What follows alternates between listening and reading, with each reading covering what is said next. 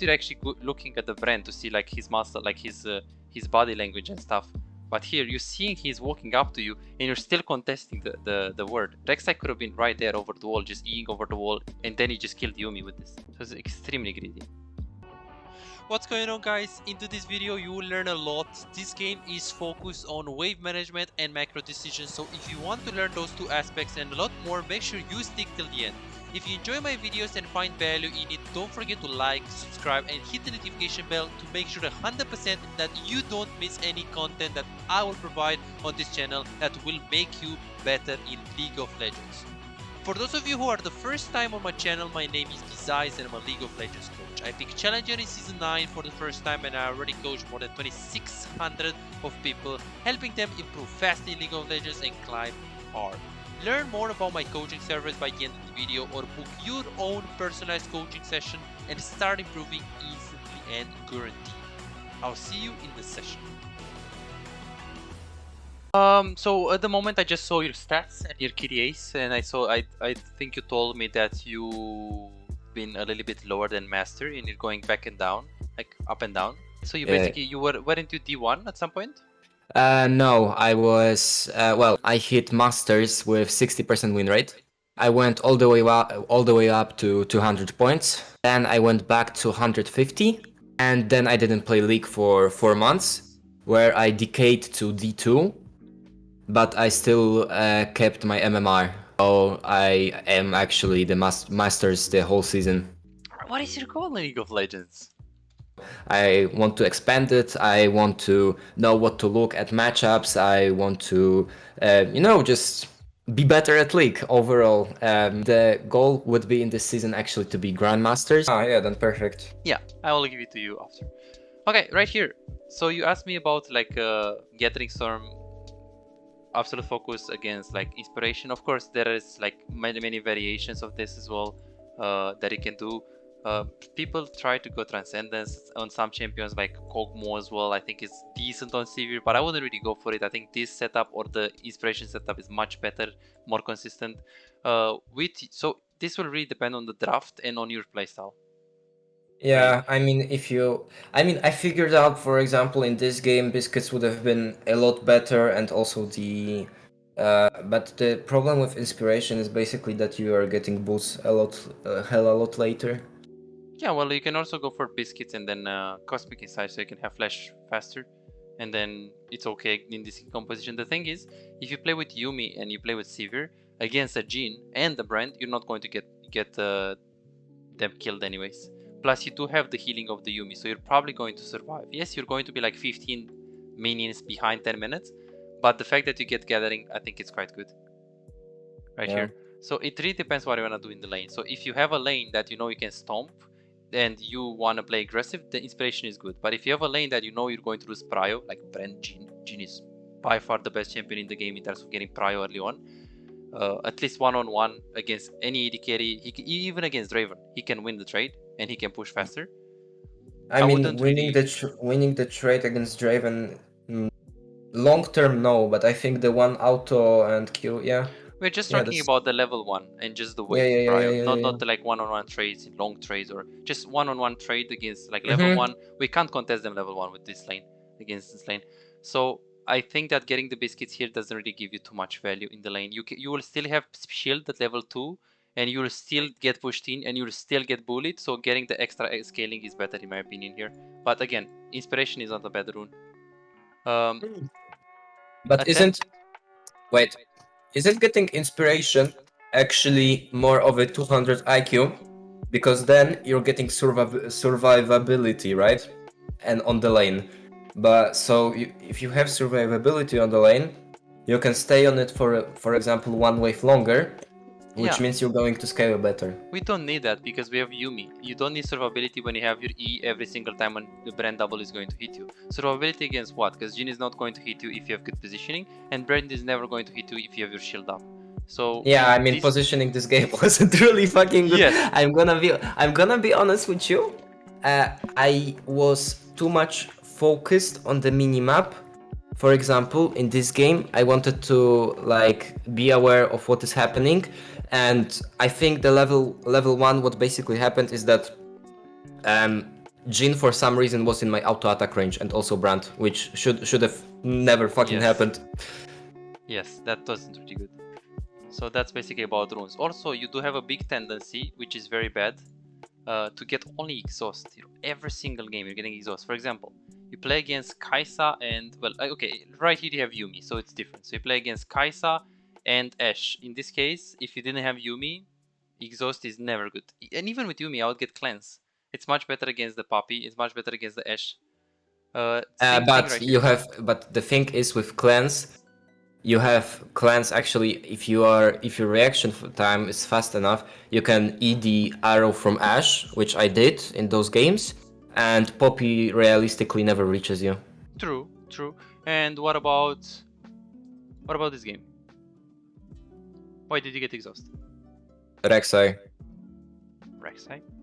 Rek'Sai should And never get in top of Rek'Sai and Twitch. Basically, if you slow the Twitch down, and wait, if he comes to your range, you slow him down with the exhaust, you piss off with the R, and you use E. Meantime, he can't use E on you. Literally, he can't. In 90% of the cases, Twitch is never going to be in your range for exhaust. He will just R you with the Lulu's ultimate, and Janna with Sivir can't ever reach the Twitch. That's the problem. Yeah. Plus, same thing right here. Look, getting exhaust against Ezreal Ashe. I mean, sure, you can say that it helps against Nocturne, but I mean, you're not going to die against Nocturne in late game. So you see this? You're getting exhaust auto piloth. So look at this. I don't know if Rek'Sai does it, but we'll see. Yeah, please. Yeah, that's true. I do that almost. Okay, so he likes heal. Usually with Enchanter, he is fine. Exhaust is also takeable. Ghost is also fine. I wouldn't really get exhaust in long range compositions like this Ezreal Ashe. For example, in this game, what did you play against? Jhin and Brand. Like, you got exhaust again. If you didn't have Yuumi and you get exhaust against Jhin Brand, it's just really bad. I mean, you could also say that you got it for Katarina, but you should only do that and like not take the summon spell for the laning phase, only if you know that in the laning phase there is not going to be any interaction at all. So for example, if you play against Ashe or if you play against Ezreal and Yuumi, and you play Sivir Morgana, you know that you're not going to kill them, you know that you're not going to get killed by them, and they have Katarina, Zed jungle, and Akali, then in that case, I would take the summon spell for the others. But in the majority of the cases, I do recommend you to take the summon spell for the lane. It's much more consistent like this. Alright. Okay, good. So that's one. Taking the heal a little bit too much. The rune setup, we talked about it. Okay, early game prio. Yes, you are right. You contested the wave way too much. Yes, it's important to push. But the problem is that once you lost the push, you can't contest it anymore because you're just going to get bullied. Plus, you wanted to do... So what is your job in this lane? How do you want to play this lane out? Survive. Survive. So just, like, you have two options. One, just hard push like a madman so they can't touch you. And if that doesn't work, well, they freeze, but you can also like break the freeze and just like walk up with your E. So it depends on how fast you're pushing, really. Yeah. Because it shouldn't really be freezable. Or second of all, you just get pushed in. But if you get pushed in, you just have to suffer in the tower and, well, get the farm that you can get. Which one would you prefer? Probably suffer under the tower. Okay, and why don't you like pushing? Basically, I imagine a scenario where I push, for example, and Brand walks up to me. I have damaged the minions too much at this point, where I can't one-shot really the minions on the level 1, 2, or something like even 5 with 2 autos and, for example, Q, I think. So they have basically the opportunity to just zone me out. But they can't really zone you out if you push, look. So maybe I can also find the replay. So the thing is, if you push them into the tower, and right here, you have the wave here, you have a bigger wave than them. This is 10 minions, they have like 5 minions. You'll always have a bigger wave, so if Brent tries to walk up in 10 minions, you can just stay behind the minions, spell shield is Q, is double it. But if the wave is even? Well, we said that you will push, so the wave shouldn't be even if you push. Yeah, but for example, I imagine a scenario where you say push, I mean where the last wave was completely destroyed and the new one is coming. Right here. and Yeah, okay. I am a little bit off the middle, let's say. So I contest the wave as first, right? Okay. As not so much, right? They're still near us, but I am doing the first 3 autos, which is auto W, and the brand is basically walking up to me, and the Jin is also walking up to me. And in this scenario, the only thing I can do is just throw a boomerang and piss off, and they're basically getting the advantage of the lane. They could freeze it or do something like this, and I don't think I could really walk up to them. Wait, so you're pushing the first wave, right? Yeah. If you're pushing the first wave and the waves meet right here, even if the waves meet right here, you push the first wave. So when the next wave comes from base, right here, you have a big wave and they have like a small wave. They can freeze, but I mean, you can break the freeze very easy with the push. Oh. So this is not really possible. So maybe I can show you a situation. I don't know if I can. It has to be something like high elo. Maybe this one.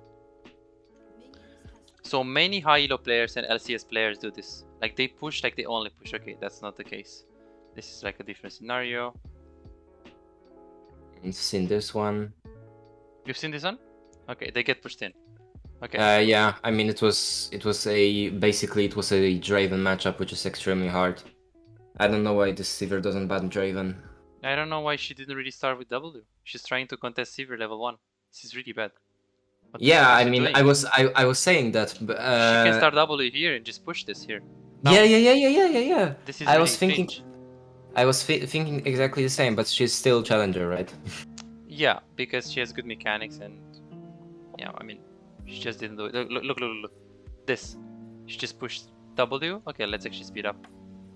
W, push. Okay, right now she goes for a little trade. This would be the same situation, is this? But Same this situation. is yeah, but she can contest here. Who? The MF? Yeah, and I mean basically they are stronger much. They are much stronger level 1, I think.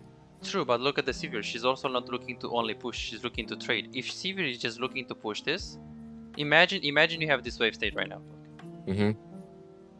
So you get this wave state right now. Yeah.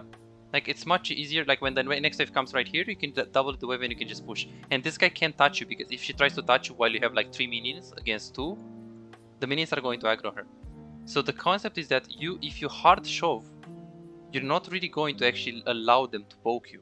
If you get pushed in, you will kill yourself, man.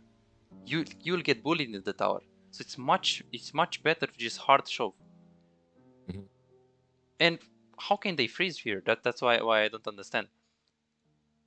Like how can they freeze right here, right there? Like I'm not talking level 1. I'm talking like level 3, 4, 5. Until level 3, you already crashed the waves 2 times. Yeah, true. Like you're just crashing third wave. Wave is coming into you after that. Like you don't need to. It depends on where is the jungle as well, right? Like here, for example. Like if you're crashing like third wave here, enemy jungle is patting away from you, then you can let the fourth wave. You can just let it to come into you. You don't need to keep pushing. Yeah, if your jungle was keep patting towards you, then you can just keep pushing, and it doesn't really matter that the wave is coming into you. That you actually push it because you want it. And how did I play out the first wave? Can I see the first wave? Well, first of all, yeah, I mean, I was too late. I mean, 4 autos. I think I did 4 or 5 autos. 1, 2, 3. Do you remember what you asked me right here? You asked me that if Sejuani is top lane, should I just pull the minions onto the brush and like let the wave slow push into me? Yeah. How is that? I mean, well, the answer is no. Of course, because you're going to get bullied by Brent Jean level 1 if you do that, right? Yeah. Exactly. So I should just push. Exactly. So when I just hear your question, I was like, I'm going to mute myself and we need to talk about this because you'll screw the whole lane face up. Yes, they will miss 1 minion, but that 1 minion is going to cost you the whole lane. And also what I didn't do is use W on the whole lane. It should have been auto, auto, and here W. Yes, and the because problem is that I want right now push. you just lost it. You just lost the push. Like here, stop it. You just lost the push just to give it up. I wouldn't really do this. This is bad. This is bad. Jhin still has Q and he can trade against you. This Jhin is really bad and he doesn't really trade. He could have just traded on you. So you should just give it up. The problem is that... So the good thing is that you knew that you have to push. The problem is that after you lost the push, you try to regain it instead of like trying to like let it be. Like here, you should just back off and play safe. Don't try to regain the push. You see what you're doing? You're trying to push, keep pushing. You lost it. You have to back off. You're not going to get it back. And look how bad they're playing. This brand is backing off. If this is LOS, you're just getting zoned into the tower. Like, what is going? Like, look at this. How bad this Elo is. He's backing off. Look at this. His clicks are just garbage, man. This is master tier. Yeah, I'm saying you. Elna is a whole another world. And then here we just back off. Like, again, we're just contesting the wave too much. Here you should just give it up. The moment when you see the Jin Q, just back off and give it up. I wouldn't really W. I just let the wave to come into me. That's all. So contesting the wave was really big. And then right now we get bullied. We get bullied and bullied and bullied and bullied. And then here I would just wait. I wouldn't really go Q. I wouldn't really go E. I would just wait on the opening. Yeah, I was thinking here that Sejuani would have come to us because Jin is basically fucking closed. But she instead what she did was she was pinging that she's going towards us, and then she randomly decided to go other direction. I was seeing because other. They probably worded right here, so then no reason to that. The problem is that I don't think that you can actually kill them right here with Yuumi, Sivir, and Seju. I don't think we have enough damage. If Jin just flashes out, like the Sejuani, if Sejuani uses Q in and Jin flashes out, I think that Sejuani can actually die because of the brand EQ or like double Q. I was thinking that we could kill them actually with my exhaust. Hard to say. But yeah, true. It could go add. Yeah, that's trolling. Holy shit. Yeah, it's because you're contesting the way, right? It's. Yeah, I mean, I should basically when you're losing, you just should accept that you're fucking losing. Well, in this case, yes. In this case, yes. Yeah, hold your ego This back. is basically, and then you just go to the bot lane. This is very good slow push into fast push. Very, very good. Right now, go for a ward. This was really greedy. Like, how can we just do this? Like, we just come from the laney phase and we just like face check. This is nice that you push. This is really nice that you push. But you should just like put the ward right here, like in the middle, like here, and then just go to bot lane and crush the wave. Your wave is not crushed. You can't take this. So the fact that you take this right now, so the fact that you take this route so aggressive and you put the ward into Tribush is bad, and this is even worse. And Brand is walking up to you. But Rek'Sai could have been here and just going on you. But wasn't Rek'Sai just bot? Bot, you mean, or top?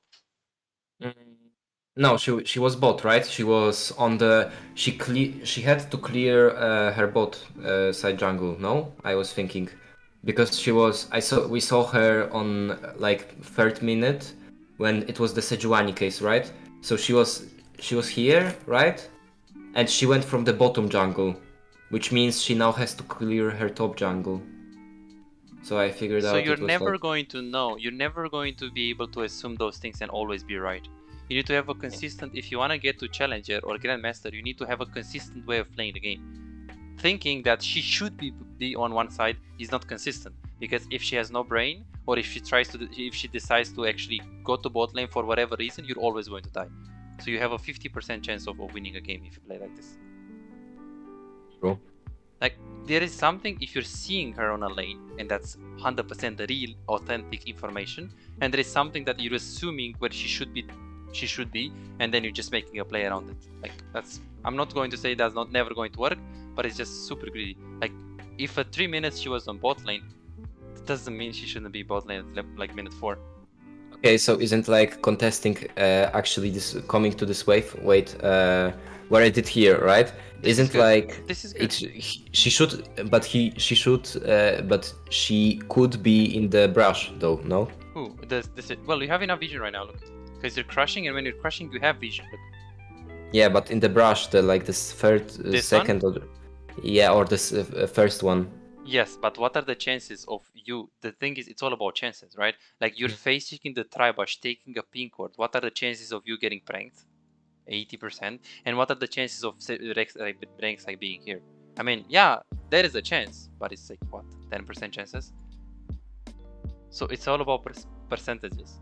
Like here, yeah, just pushing. That's good. Mm-hmm. That's good. That's good. And here, the moment you can just stay mid lane. Yeah, okay.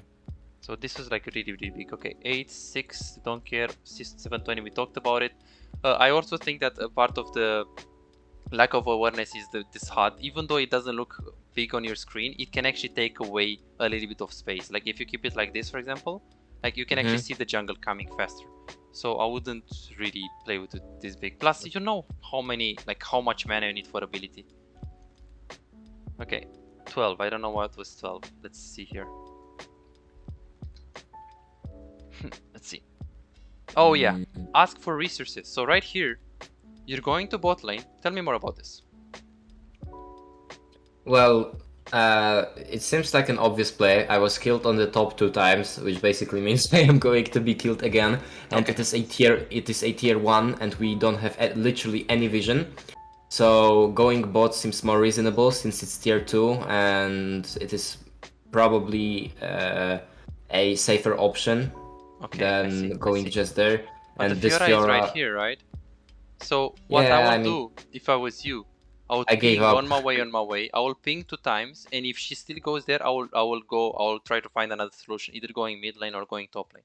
But I will ask for resources instead of like going there and hoping that she's going to be a good and nice man, a nice guy, and will give me the farm. After trolling the game, right? After trolling the game, yes. I don't think he will give you exactly. So you should ping, and if you see that, I don't know, all of a sudden she's going like this, we can get the farm. The real problem, and I'm very concerned with this, is that your wave top is by far the best wave possible right now that was ever in the last 2 minutes. Look at the wave top. It's actually coming into you. So you're safer to go top lane than to go bot lane. Yeah, I mean, it isn't sure if it's coming into me, but it is a safe state, right? Yeah, look. So we have this minion is dead. So we have 1, 2, 3, 4, 5 minions, and those are 1, 2, 3, 4, 5 minions. Exactly. And then this one is also going to die. So this one with this one doesn't matter. And then we have 1, 2, 3, 4 against 1, 2, 3, 4, 5. Exactly. So wave is actually what right now? No, 1, 2, 3, 4, 5. It's 3 casters, 1 cannon, and 1 melee, and we got the same on blue side. True, but the thing is, look at right now. Like, look at the wave right now. It's the position of the wave. Let's see, maybe you're going to look again. Yeah, okay, right now he actually just touched it. Yeah, so like you need to look more at the wave state and actually decide what you want to do. It's very, very, very important. So you can go ahead and queue up for another game. So no more goofiness in terms of the wave management, but also going to see what we can do with the HUD. Maybe we can lower it a little bit. And then here with the freeze, be careful with those kind of freezes, because I mean, sure, they lose a lot of minions and they lose a lot of experience. The problem is that they are going to just take the whole base if you're freezing here. If you're pushing this wave and this wave into the tower, someone will actually go bot lane, so then maybe you can rotate on mid lane and force a play 4 versus 5. That's why in SoloQ... I didn't understand it quite. So here, if you're freezing here, what is the enemy team going to do?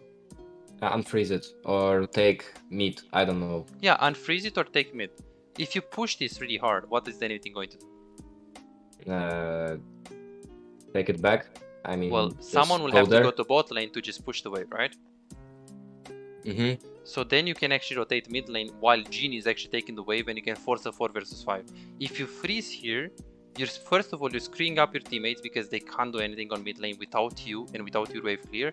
Plus, right here, it's so easy to break the freeze because they have Rek'Sai tunnel. So here, I said it like this. If you had flash, I would freeze this because you can very easily disengage this and maybe make a play with the Yuumi ultimate. If they overcommit, you can get kills. If you don't have flash, I don't think the freeze is good, and I personally don't like to freeze in SoloQ if my first tower is gone. If my first tower is gone, I would instantly crash, put some pressure on the enemy team and play from there. But I wouldn't really try to freeze. That's the thought process here. Okay, so let's go to the next game and let's see what...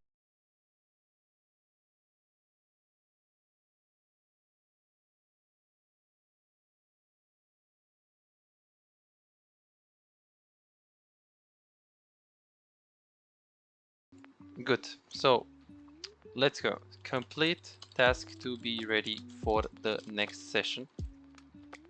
Additional extra practice. And main takeaways. So what do you think are the main takeaways from this session? First of all, dodge more. Look at the OPGGs of your allies.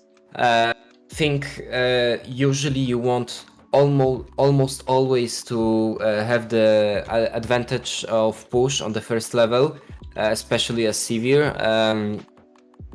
I should take here more often in terms of I should analyze the matchup. For example, if it's an Ashe brand, then I'm taking a, is it Warren Buffett? It's Dan Pena. Right. So heal more often, should it be. Taking the champion in terms of how do you think it would play out in the comp?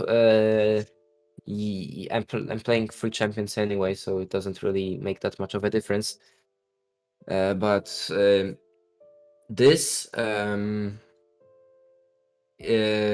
thinking about the wave itself, really. Yeah, I mean. Okay, good. I do have a look here. Pick a good champ. This is basically you want to pick the right champ in the team composition. Like you have to pick on your champ first of all, and then based on your support, and you have to pick based on the enemy matchup as well. Dodge when you should do it. Lose streaks or champ guys that are tilted or draft that is unplayable, team compositions that are unplayable. Don't be scared to dodge. Exhaust versus heal versus cleanse. Be careful with what you're taking. If you're taking exhaust against double range composition, it's kind of bad. I wouldn't really recommend it to you. Try to actually see like whatever works best in like certain situations. Like don't try to autopilot take something. 3 games per day, rank it. I don't recommend you to play more if you just lose 2 games. Stop it for that day. I do recommend you to only play 3 ranked games per day. If you're winning really hard, then spam until you lose. If you're losing 2 games in a row, then I would just take breaks. And any game that you're going to play on mid lane with ranged champions, assassins, or if you play support more, no matter what, enchanters or engagers, it will help you tremendously. In terms of in-game, these are outside of the game problems. Things to do. And inside of the game problem is wave management, checking and looking more at the wave states, thinking about how you can maximize your resources. And 2 is lane matchups. Think about what you want to do in the lane with the wave and how you want to trade. Those are like the main takeaways in this today's session. Let me tell you a little bit more about my coachings. My private lessons are probably the best service in the world that will make you improve, and I'm not the one saying that. More than 2,739 people already booked coaching with me. Here are just a part of the feedback. No, I think it's good. I think it's fantastic. I think it's really, really, really good. I think you do a really, really good job. I think it was very good. I mean, you pointed out heavy mistakes and. It was very informative. It was hard truths, tough pills to sort of swallow after so many times of doing the same thing, and I think it's a super helpful approach that that's going to do a lot. Just like actually pushing what you're thinking and being a little harsh with it, and it's good. It's really good because that makes us realize what the problem actually is. So all super helpful. Like you explain like what students were doing wrong, but also why they're doing it wrong. And you're like really understanding. You listen really well when they try to explain like what they're thinking. But yeah, you just look like a great coach. For that was really good. I've had some other coaching in the past, and nobody's really gone that in depth into detail. Like I've had some of the other coaches I've sort of felt like have kind of just said like how well I'm playing and stuff like that, but I feel like we actually got to dive into some stuff that's actually wrong with what I'm doing. So I mean, that's what I pay for, right? So that's really good. Moreover, if you don't improve at least 10 times harder than what you expect, you can ask for a full refund, as the service requires absolutely no risk if it doesn't work for you. Are you ready to get your gameplay to the next level? What are you waiting for? Go ahead and book your own personalized coaching session to start getting better instantly. I'll see you in the session.